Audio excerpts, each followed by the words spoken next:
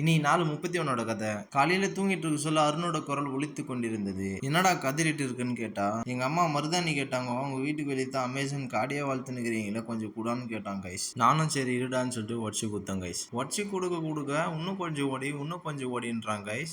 நான் மனசுல நினைச்சுக்கினேன் கைஸ், இதை வச்சு ஏதோ ஊரக்காரிக்க போறானோ. அப்புறம் அப்படியே புரதச்சத்துக்கு தேவையான சிக்கன் எக்கையும் வாங்குறதுக்கு கிளம்பிட்டோம் கைஸ். சிக்கன் எக்கையும் வாங்கிட்டு டீ கடைக்கு போயிட்டோம். என்னை வச்சு ஒன்னும் காமெடி கிமெடி பண்ணலையே. அப்படியே டீ அச்சு முடிச்சுட்டு அங்கிருந்து சைஸான வந்துட்டோம். வீட்டுக்கு வந்தது சிக்கன் எக்கையும் பாயில் பண்ண ஸ்டார்ட் பண்ணிட்டேன். இவ்வளவு நாளா ஆம்லேட் ஆச்சு போட்டு சாப்பிட்டு இருந்தேன். இதுக்கப்புறம் அப்படியெல்லாம் கிடையாது. இன்னும் வர 30 days ஃபுல்லா இப்படிதான் சிக்கன் எக்கையும் பாயில் பண்ணி சாப்பிட போறேன். சிக்கன் எக்கையும் சப்பாத்தி கூட வச்சு லோட் பண்ணிட்டு ஒரு குட்டி தூக்கத்தை போட்டு எழுந்தேன். நான் தெரியல, தூங்கி எழுந்த உடனே ஒரு டிப்ரெஷனா இருந்துச்சு. சரி வீடு எதுவா இருந்தாலும் பாத்துக்கலான்ட்டு உடற்பயிற்சி கூடத்துக்கு போயிட்டேன். வந்ததும் வார்ம் அப் எல்லாம் பண்ணி முடிச்சுட்டு பிளாட் பெஞ்சில் barbell press, second work out incline barbell press, third work out dumbbell fly, எல்லா வேரியேஷனுக்கும் 5 செட்டு போட்டு முடிச்சேன். வீட்டுக்கு வந்ததும் சப்பாத்தியும் சிக்கனையும் சாப்பிட்டு நீ நாளா முடிச்சுக்கினேன். Tata bye by.